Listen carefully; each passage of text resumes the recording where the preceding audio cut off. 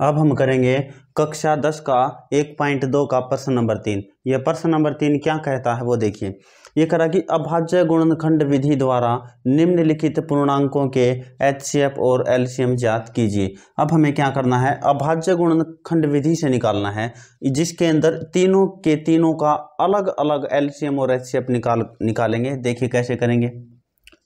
पहला कौन सा है, 12, 15 और 21, इसका निकालते हैं। सबसे पहले क्या करते हैं, 12 का निकाल लिया हमने। कितने पे जाएगा, 2 पे, 2 छिक 12। अब कितने पे जाएगा, 2 तिया 6, ठीक है। अब 3 पे, 3 एकम 3, 2 का हो गया। अब 15 का देखिए क्या है, कितने पे, 3 पे, 3 पंजे 15। अब 5 पे, 5 एकम 5। अब यहाँ पर देखिए कितने पर जाएगा, 21 पर, 21 है। 21 कितने पे है, 3 पे, 3 सते 21, 7 एकम 7। अब हम क्या करना है, सबसे पहले इसका क्या निकालना है, एचसीएफ और एलसीएम। अब क्या करते हैं, इसका एचसीएफ देखिए, एचसीएफ क्या होता है, एचसीएफ निकालने के लिए सबसे पहले इसके गुणनखंड, इसके पहले देखिए 12 के कौन कौन से हैं, 2 गुना 2 गुना 3, और फिर 15 के कौन से हैं, 3 गुना 5। तो यहाँ पर देखिए, अब इसका 21 के कौन कौन से हैं, 3 गुना 7। अब हमें क्या करना होता है, इसके अंदर जो कॉमन है, जो इसके अंदर भी है, इसके अंदर भी है, इसके अंदर भी है, वो यहाँ पर लिख लेते हैं। एचसीएफ के अंदर एचसीएफ क्या करते हैं, इसके अंदर 3, देखिए जो 2 है, इन दोनों के अंदर 2 नहीं है। अब 3 है, 3 जो है इसके अंदर भी है, इसके अंदर भी है, तो हम क्या लिख लेते हैं यहाँ पर, एचसीएफ क्या हमारा 3 है। अब देखिए 5 है, ना तो इसके अंदर है ना इसके अंदर, जो 7 है ना इसके अंदर ना इसके अंदर, तो हमारा जो एचसीएफ होगा वो कितना हो गया, 3 हो गया। अब हम बात करते हैं एलसीएम की। तो एलसीएम हमारा क्या होता है, अब हम एलसीएम कैसे निकालेंगे, एलसीएम।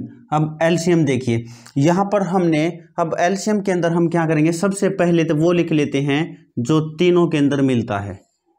क्या मिल रहा तीनों के अंदर, एक तो 3 क्या है, तीनों के अंदर है, इसके अंदर, इसके अंदर, इसके अंदर, हमने लिख लिया 3।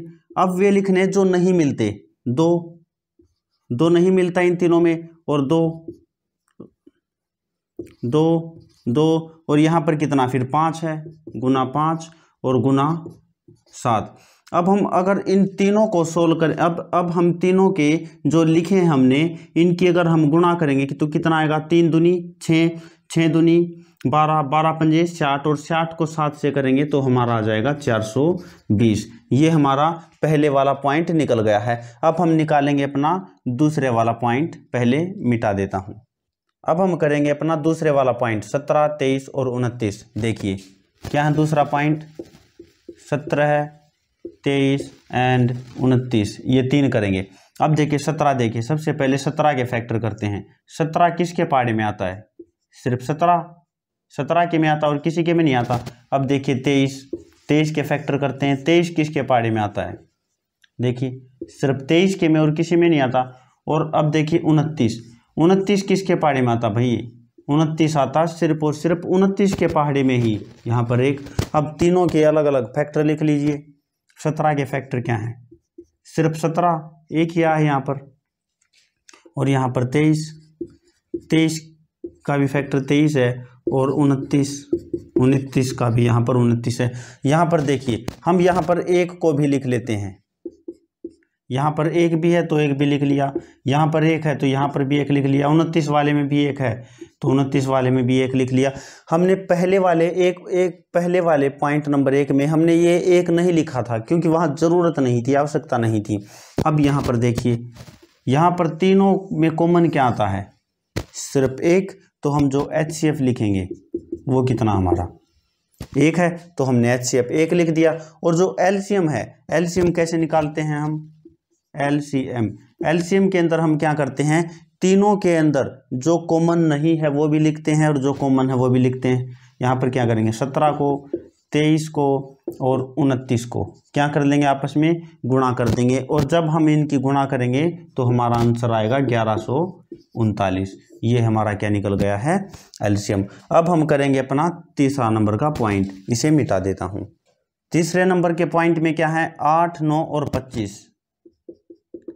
यहाँ पर क्या लिखता हूँ मैं, 8, 9, 25, ठीक है। अब हम 8 के फैक्टर करेंगे, 9 के करेंगे, 25 के करेंगे। सबसे पहले 8 के फैक्टर करते हैं। क्या है, 2, 2 चौक 8, 2, 2 दूनी 4, 2 एकम 2, ये फैक्टर हो गए हमारे। अब क्या करेंगे हम, 9 के फैक्टर करते हैं। 3 के पार्टे में 3 तिया 9, 3 एकम 3। अब हम 25 के फैक्टर करते हैं। 25 किसके पाड़े में आता, 5 के में, तो 25 पंजे 25, फिर 5, 5 एकम 5, तो हमने लिख लिया।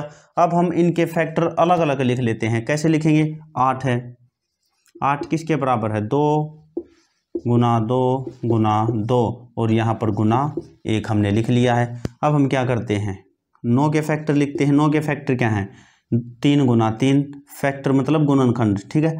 3 गुना 3 और गुना 1। अब हम 25 के लिखते हैं। 25 के ये गुणनखंड क्या है, 5, 5, 1, 5 गुना 5 गुना 1, ये हमने लिख लिए। अब हम देखिए इनमें कौन सा कॉमन है, कौन सा आपस में मिलता है। यहाँ पर देखिए 2 इनमें नहीं है, सिर्फ एक ऐसा पॉइंट है, एक जो इसमें भी है, इसमें भी है, इसमें भी है, सिर्फ एक ही ऐसा है। तो हमारा जो HCF हो जाएगा वो क्या हो जाएगा, 1 हो जाएगा। और LCM क्या होगा वो देखिए, LCM के अंदर क्या होता है कि जो तीनों के अंदर है वो भी लिख लेंगे, जो नहीं है वो भी लिख लेंगे। तीनों के अंदर क्या है, एक तो 1 है, 1 लिख लिया, और क्या है, और कुछ नहीं है तीनों के अंदर। तो हम क्या करेंगे, अब अलग अलग सभी को लिख लेंगे। यहाँ पर 2 लिख लिए, 1 2 3, 3 2 थे, लिख लिए हमने।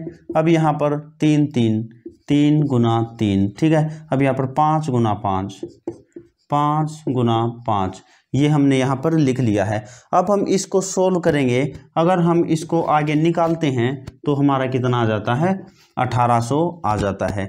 ये हमने इसकी गुणा करके यहाँ पर निकाला है। हमारा ये पॉइंट नंबर 3 भी खत्म हो जाता है। अब हम करते हैं अपना अगला प्रश्न।